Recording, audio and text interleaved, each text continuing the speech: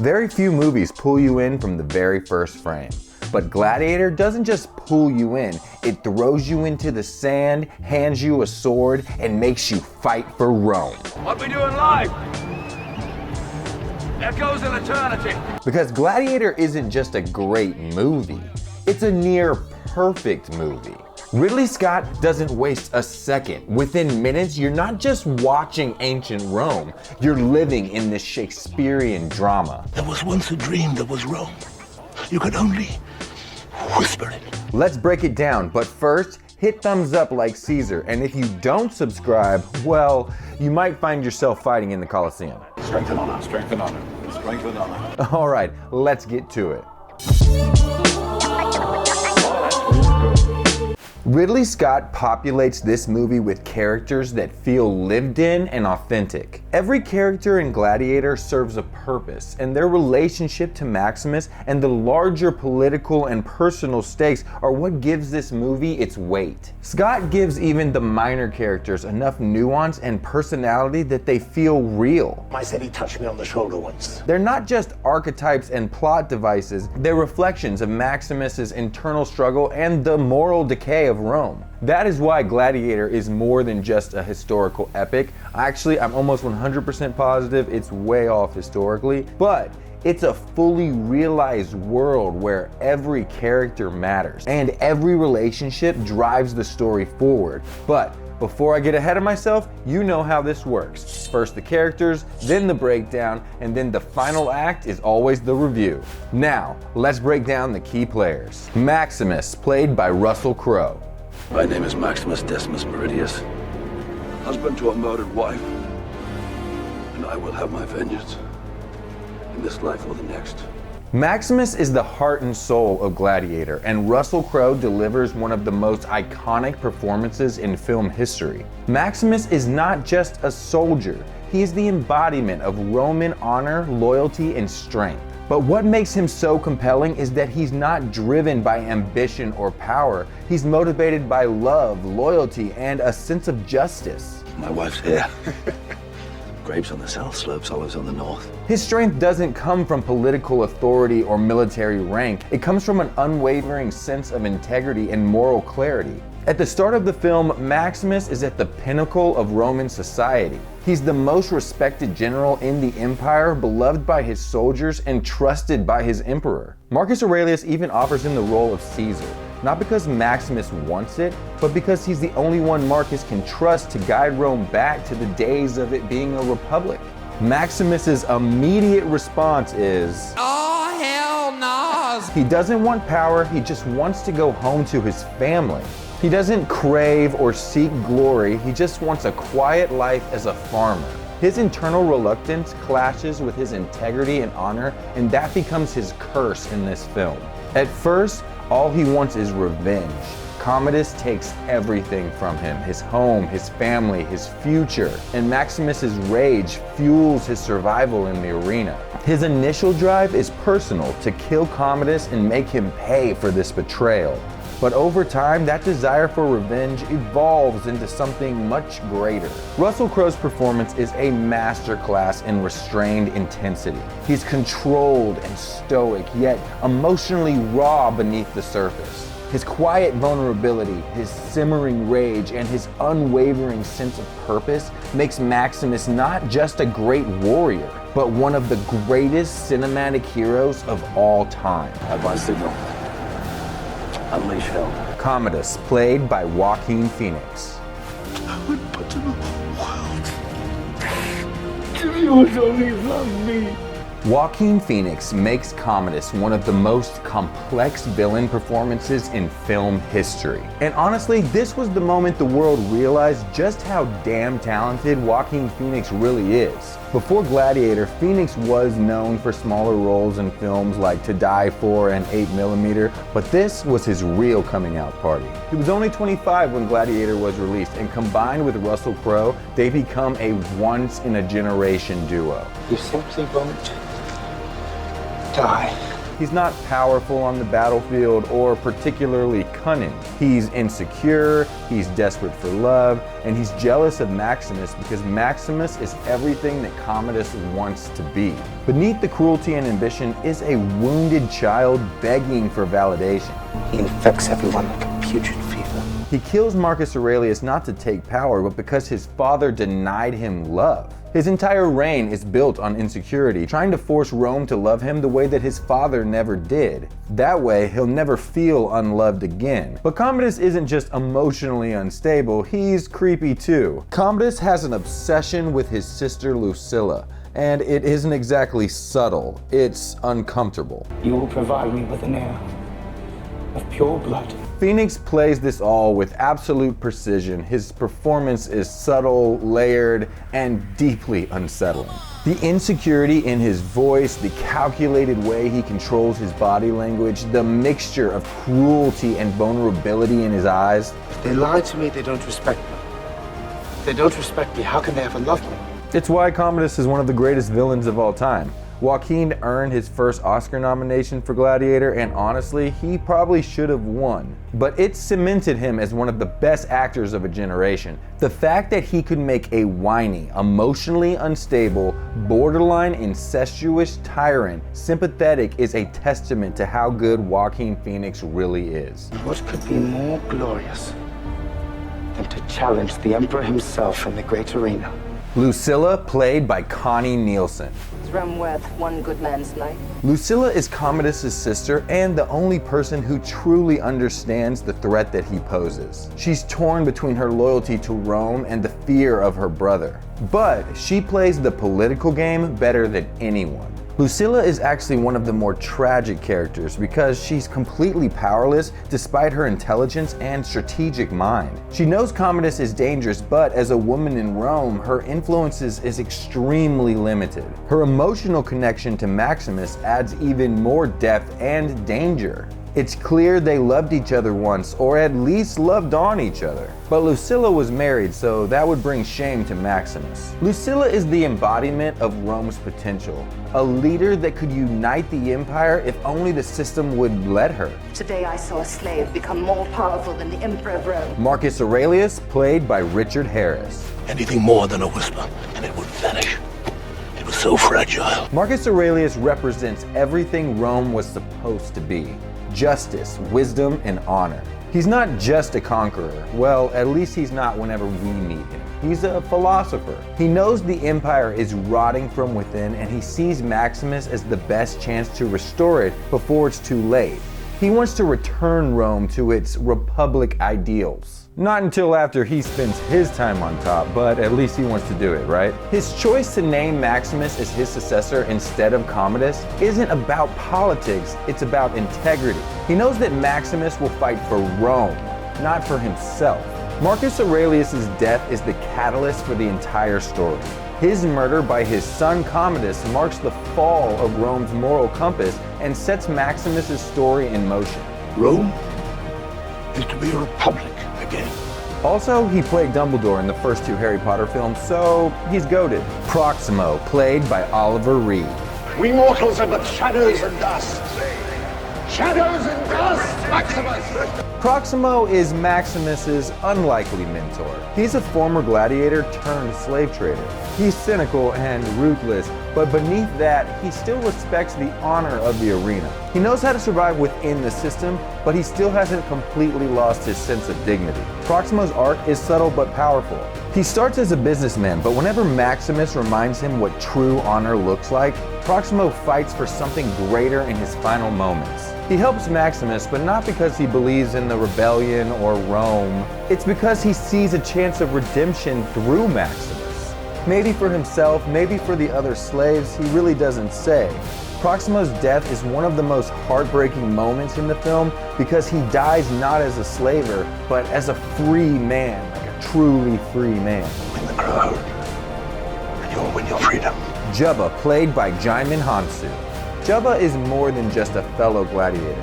He's Maximus's emotional anchor and spiritual guide. From the moment they meet, Jabba brings a quiet steadiness that contrasts the brutality of the Colosseum. While others fight for survival or glory, Jabba seems to gain a deeper understanding of life and death. Will I ever see them again? I think not. He genuinely believes in an afterlife and reassures Maximus that peace will come whenever this journey has come to an end. In a world fueled by violence and vengeance, Jabba offers Maximus something far more valuable: perspective. He reminds Maximus that death is not defeat, it's a return to the ones that he loves. Cicero, played by Tommy Flanagan. And I serve the General Maximus. I serve him still. Cicero is Maximus's loyal servant, a minor character with major emotional weight. He stands by Maximus even after his fall from grace. His death, executed by Commodus's guards, is one of the most emotionally charged moments in this film. And the loss of Cicero represents the final nail in Maximus's isolation from his old life, making him come to terms with the fact that it's just gone. Sometimes I do what I want to do. Senator Gratis, played by Derek Jacobi. The mob to conjure magic for them and they'll be distracted.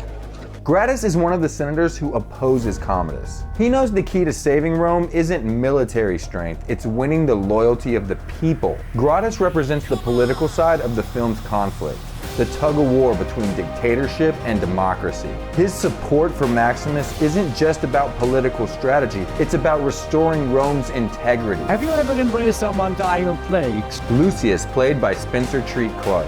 Maximus, the three-man-row. Lucius is Lucilla's son and Commodus's heir. He is the future of Rome, and Maximus's desire to protect Lucius is symbolic. He's not just protecting a boy, he's protecting the future of Rome. But there has always been a quiet theory among fans that Lucius might actually be Maximus's son. We haven't gotten to the second movie yet, calm down. In this film, the theory is sparked by the way Lucilla and Maximus interact. The unspoken history between them suggests that their relationship might have once ran deeper than just friendship. And the admiration that Lucius has for Maximus almost feels instinctual, like a son looking up to his father. And his presence always raises the stakes. If Commodus continues to rule, Lucius will inherit a corrupt empire. I like Spanish. But you know what time it is. Let's break it down scene by scene and see how Scott balances action, emotion, and the beautiful character building. At my signal, unleash hell. We open with silence, the mist hanging over the Germanic forest. The soldiers standing in formation, Maximus walking through the lines. He's calm, he's focused, he's controlled. Maximus looks down and rubs dirt in his hand. This small gesture reminds us where his heart really lies. At home with his family. Maximus is a general, but it doesn't really seem like he sees himself as better than any of the other soldiers. He treats the men with respect and dignity.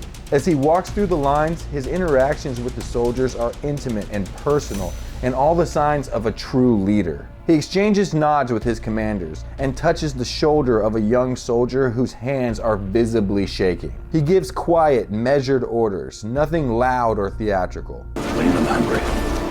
You can tell that his calm presence almost reassures his men more than any loud speech ever could. This is why Maximus is respected, not because he's above his soldiers. He's one of them. He doesn't lead through intimidation, he leads through loyalty and example. Marcus Aurelius sits on horseback on a hill overlooking the battlefield, the classic position of an emperor observing his legions. He's wrapped in a heavy cloak, his face weathered and tired. It's not like he's eager for the bloodshed. This isn't glory for him, it's his duty. Rome requires expansion. And you can tell that Marcus trusts Maximus completely, and that's why he's not giving any orders himself. He just knows Maximus will handle it. All it takes is a little patience. Patience is a human virtue. The Roman strategy is pure discipline and structure. It reflects the height of the Roman military dominance. This isn't chaotic brawling, this is an organized slaughter. The artillery goes first. Maximus signals the archers and the catapults to fire,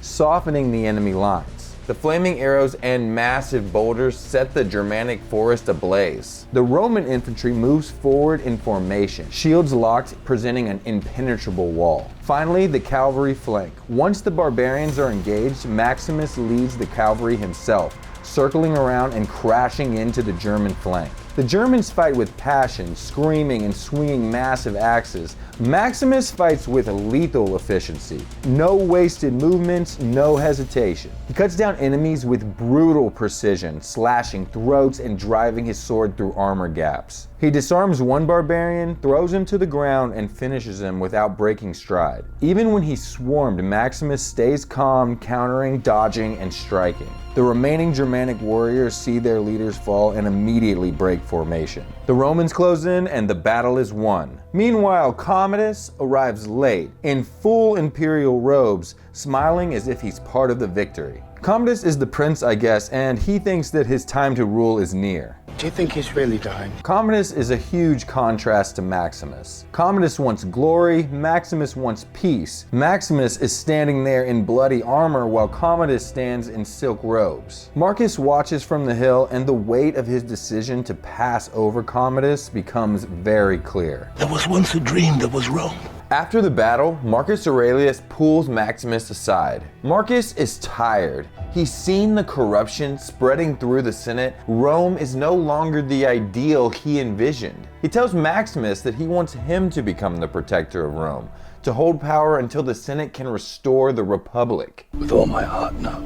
This moment kind of defines Maximus. He just wants to return home to his family and get away from the shady politics that has engulfed Rome. But Marcus trusts him precisely because of this reluctance.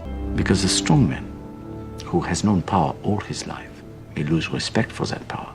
But again, this is the moment that seals Maximus's fate. He doesn't refuse Marcus, but Maximus unknowingly signs his own death warrant just by being asked. Marcus's trust in Maximus is exactly why Commodus will turn against him. Commodus's jealousy over his father's decision will set everything in motion. The betrayal, the murder, and Maximus's fall from power. Maximus, however, is torn. If he accepts, his life will change forever. His duty and his heart are in direct conflict. But there's someone else watching Maximus. Lucilla stands nearby, just out of earshot, but you can tell from the way her eyes linger on Maximus that this isn't the first time they've been close to each other. She definitely still has feelings for him, that much is obvious. Her expression softens whenever she looks at him, but there's sadness beneath it. There's definitely history here. And Maximus feels it too, but he shuts it down. He avoids eye contact with her, keeping his tone formal and measured. But Maximus's sense of duty creates a wall between them. He's too focused on the weight of Marcus's request and too disciplined to let himself feel anything beyond that for anybody except his wife. Lucilla's presence adds emotional complexity to this scene. It's not just political tension, there's personal tension. Maximus knows that allowing himself to feel anything for Lucilla would make things very complicated, especially with Commodus lurking in the background. Lucilla seems to understand. She's resigned to the fact that Maximus will probably never let his guard down. He doesn't really play her games. This quiet tension makes Lucilla's position kind of tragic. She's caught between her love for her father and her loyalty to Rome, and neither will allow her to have the future that she actually wants. You will not be emperor. And Commodus's true emotional instability surfaces whenever he learns that his father will pass him over for emperor. He's not angry, he's honestly heartbroken. Your fault as a son is my failure as a father.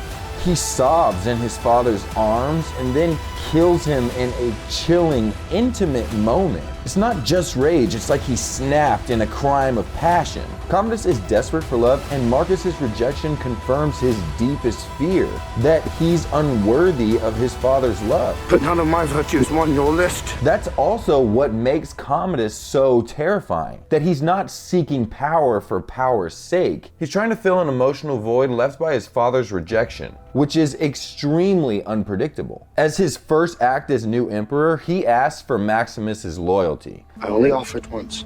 Maximus, knowing that this is against everything he stands for and against what Marcus actually wanted, Your emperor asked for your loyalty, Maximus. He just walks away. Maximus's refusal to kneel seals his fate. Next thing you know, Commodus orders his execution and the death of Maximus's wife and son. Maximus is chained and dragged away into a secluded forest. He asks for an honorable death. As they're executing him, he overpowers the guards, kills them, and escapes on horseback, bleeding and barely conscious. But unfortunately, when he reaches his home, it's too late. His wife and son are already crucified. Maximus falls to his knees, screaming and crying, his first and only emotional breakdown in this film. It's not rage, it's pure grief. This is the moment Maximus is spiritually broken. His family was his reason to live, and now they're gone. Who cares? It's a Spaniard. Maximus is captured by slave traders and sold to Proximo, a former gladiator turned trainer. Maximus is physically and spiritually broken, but his will is still there, buried beneath the grief. He does want to die, but his survival instincts won't let him. Okay, now we're at the first gladiator battle, so let's talk about being a gladiator for a second. Being a gladiator is a lot like being a professional wrestler. It's not enough to just win, you have to give the crowd a show. The crowd wants blood, drama, and personality. Win the crowd, and you'll win your freedom. Maximus, despite his reluctance, has exactly what the crowd wants. He fights with a purpose, and the fact that he doesn't care makes him even more compelling. Like Stone Cold Steve Austin standing up to Mr. McMahon. Because Stone Cold said so. Maximus is thrown into the arena, chained to Jubba at the wrist. At this point, Maximus isn't even really trying to survive. His wife and son are dead, his honor is gone, and the man responsible, Commodus, sits on the throne. But when the fight starts, something clicks. Maximus has spent years leading men into battle, and that survival instinct is hardwired into him. He can't help but fight. Even whenever he wants to die, his instincts won't let him. Or maybe it's because Jubba would die with him. Jubba is quick but untrained, but Maximus pulls Jubba back with the chain and shouts. Jubba starts to settle, following Maximus's orders and learning as they fight. Hagen, meanwhile, he's the tank of the group. He thinks that he can take them all on alone, and to be honest, he's probably right, but because of his unwillingness to fight as a team, this leads his partner to die. Meanwhile, Maximus essentially creates a two-man formation with Jubba, shielding him while striking from positions of strength. By the end of the fight, Maximus, Jubba, and Hagen are standing together, bruised and bloody, but alive. And the crowd is roaring. Maximus was just fighting to survive, but Proximo sees the next John Cena. And Proximo knows exactly what he's looking for. He's not just a gladiator trainer, he's a businessman. He understands the arena isn't just about survival, it's about performance. Proximo wants to get back to the big time. He used to fight in the Colosseum under Marcus Aurelius, but now he's stuck on the fringes. Getting Maximus to the Colosseum and winning would make Proximo relevant again. 150 days of games. He's cleverer than I thought. And Proximo is about to get his chance. Commodus is having 150 days of gladiator games, showing you two things. One is that he understands what Rome wants. The mob wants entertainment, and he can give them that. And two, that Commodus does not value life. The gladiatorial games are in themselves a mass execution with an audience. We who are about to die, salute you! With getting to go to Rome, it's hard to say how much of this is part of Maximus's plan. It seems like he was settling into his new life when he got the opportunity to go to Rome. I mean, he had never even been there before, and from Rome, I feel like he starts to form a plan to kill Commodus. But I don't know when in the film it became the goal, because whenever he first started fighting, he couldn't have thought, oh yeah, I'll be in spear throwing distance from Commodus one day. Either way, while Maximus is on his way to Rome, Commodus is making a mess. If you interrupt me again, I assure you that you shall. He's out of touch with his people, and it's unclear if his intentions are to be a cruel leader, but he definitely plans to command love through fear. It kind of feels like Commodus speaks knowing that things will be recorded in history. Once Maximus gets to Rome, he finds out that Proximo isn't the most respected man in the business, so his fighters are fed up as cannon fodder in a recreation of the Battle of Carthage. You don't like it?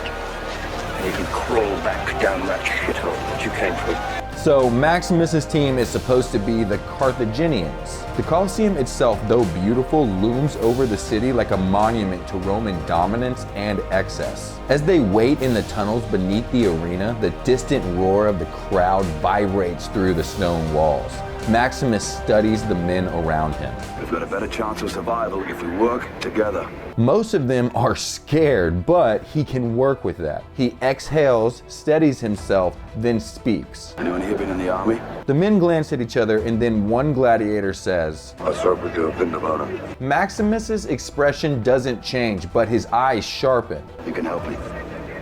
The other gladiators sense the shift of energy. Maximus isn't just another slave, he's a leader. He's someone who has already led men through hell and survived, so what's a little game of murder ball? Maximus's team stands in formation, a mismatched group of slaves and fighters while they're circled by armored gladiators on chariots. The fight begins. The chariots and archers circle the gladiators, picking them off one by one. He starts barking orders, positioning his team into a defensive formation, using the shields to form a barrier against the archers. And of course, Hagen the tank, he's not listening. They could really use his strength to hold the line. While Jubba is being very helpful and even gets him a couple of kills. Maximus studies the rhythm of the attack while the chariots circle back, then gives the order to strike.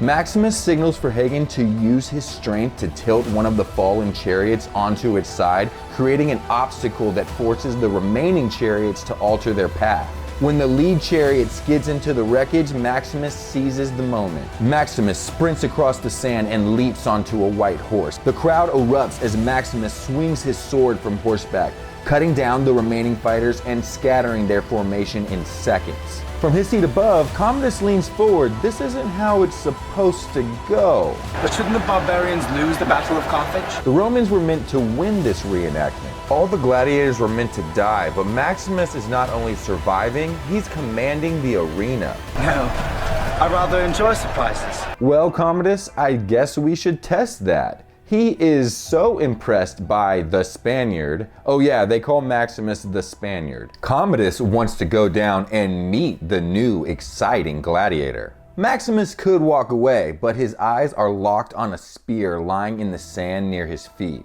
Maximus steps towards the Emperor's box, his muscles tense as he raises the spear. He has the shot, he could end it right now, but then Maximus sees Lucius. Standing right beside Commodus, knowing that he could accidentally hit him, he stops. The heavy wooden gates of the Colosseum creak open. A line of Imperial guards in gleaming armor file onto the sand, forming a tight formation. Then Commodus raises his hand and begins to wave as he walks in. When he gets to the gladiators, Maximus has no respect for him, even turning his back to him, which is a big no-no. How dare you show your back to me? Slave!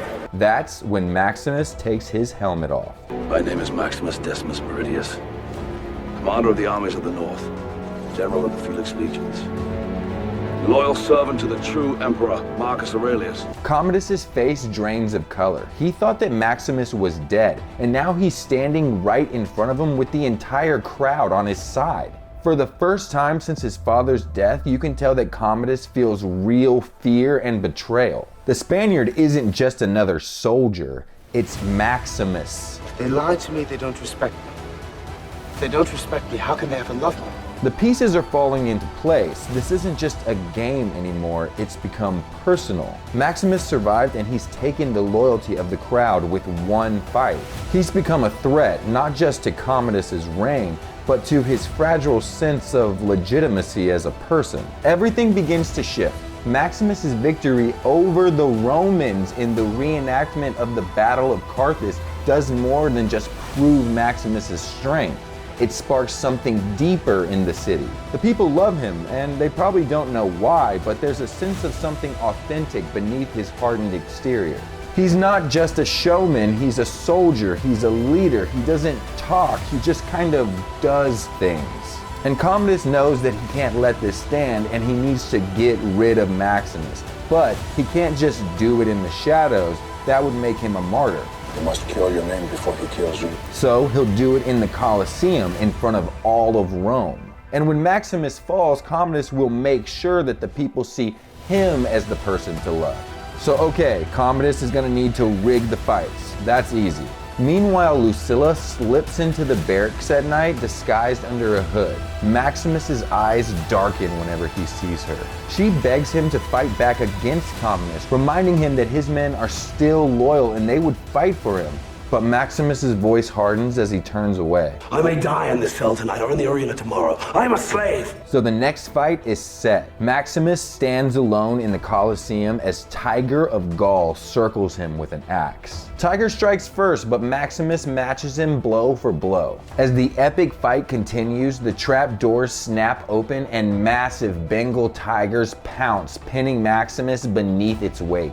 Maximus grabs a sword and drives it into the tiger's side, killing it. From beneath the tiger, Maximus thrusts Tiger of Gaul's axe into his foot. Let's just put it this way, he's not doing well. Tiger rises, beaten, but he's not completely helpless. And that's when Maximus realizes that Tiger probably isn't fighting to live. He's fighting because he has nothing left, like Maximus. Commodus from his booth signals for Maximus to kill him, but Maximus lowers his sword and spares him, and the crowd erupts, chanting Maximus's name as Commodus watches furious. Maximus didn't just find a way to win, he found a way to humiliate Commodus. At this point in the film, there's another shift.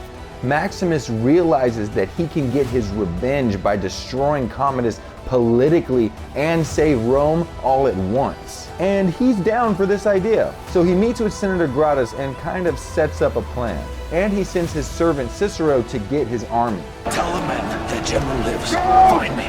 Move along! Find me! But Cicero doesn't make it to the camp. Commodus' spies have been watching Maximus closely, and whenever Cicero slips through the gates at night, they follow him. It seems like Cicero probably barely made it outside the city walls before they captured him. So when Maximus slips out alone at night, moving through the shadows towards the Colosseum gates, Cicero is there sitting on a horse but with a noose around his neck and his hands bound behind his back. Maximus approaches quietly, but when Cicero sees him, Maximus rushes over, raising his knife to cut the rope, but the sound of footsteps behind him make him freeze. Guards emerge from the shadows, surrounding him in silence. Cicero's breath quickens as the guards draw their bows. Multiple arrows fly through the air and strike Cicero in the chest. He gasps for air, his body jerking. Another arrow follows, embedding itself into his side. The horse has been long gone, so the noose has been very tight around his neck as well. Cicero's legs kick for a brief moment before he hangs limp and passes away. Maximus's breathing sharpens and his eyes fill with rage, but before he can act, the guards seize him. Now that Commodus has beaten Maximus, he wants all of Rome to see, so he has an idea. He knows that he can't beat Maximus in a fair fight, so he makes sure that it isn't one. Before their final fight in the Colosseum, Commodus visits Maximus in his cell. Standing over him with that cold, theatrical smile, Commodus steps closer and suddenly drives a dagger into Maximus's side, twisting it cruelly, watching with quiet satisfaction as Maximus's body crumbles. Maximus is dragged to the fight, barely able to stand as they rise into the arena. The crowd roars as they enter, Commodus dressed in white armor and holding a pristine sword. Maximus, pale and bleeding, steadies himself, his breath shallow. Commodus circles him, playing the crowd and making a show of it. But Maximus strikes first, and Commodus strikes back. Maximus blocks it. His instincts are kicking in again.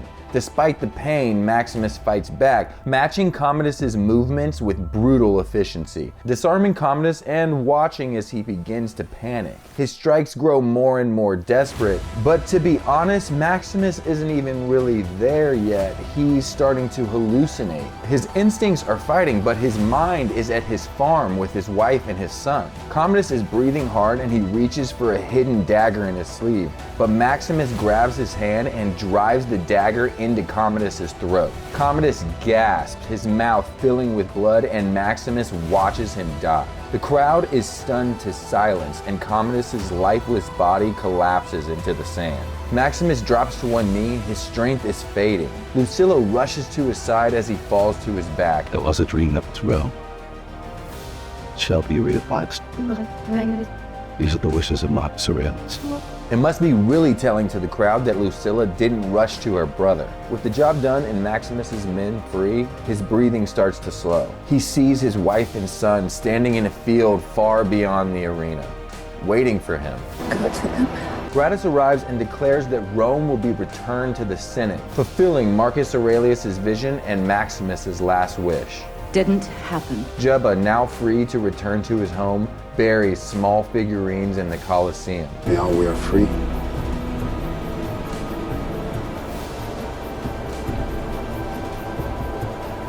I will see you again. Okay, everybody, we got there. Now let's review Gladiator. Gladiator isn't just a movie, it's a full experience. From the opening battle in Germania to the final showdown in the Colosseum, Ridley Scott creates a world so immersive you can almost feel the sand beneath your feet and the weight of the Roman Empire pressing down on every character. The world building is phenomenal. The sheer scale of the Colosseum, the gritty detail of the gladiator camps, and the quiet menace of the Imperial Palace all feel alive and tangible. The cinematography is breathtaking, balancing epic battle sequences with intimate, emotional moments. Scott's use of shadows and natural lighting is masterful. The score by Hans Zimmer elevates everything, making even the quietest scenes feel monumental. Russell Crowe delivers the performance of a lifetime as Maximus. He's stoic, broken, yet burning with a quiet rage and honor. He embodies strength and vulnerability in equal measure, creating a character who commands the screen without saying much. And Joaquin Phoenix as Commodus,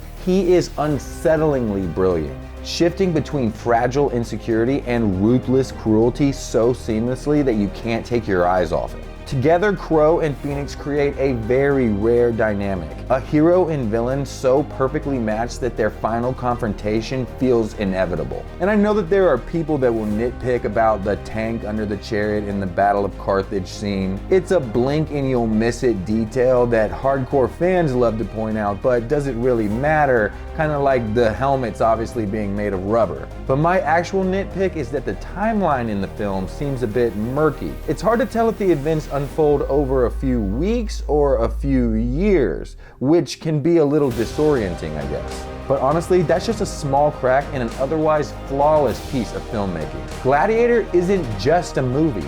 It's a reminder of why movies matter. Hey, thanks for watching. Click here for more videos and subscribe to keep up with all the Blake's World updates. I'd appreciate it. All right, I'll see you next time.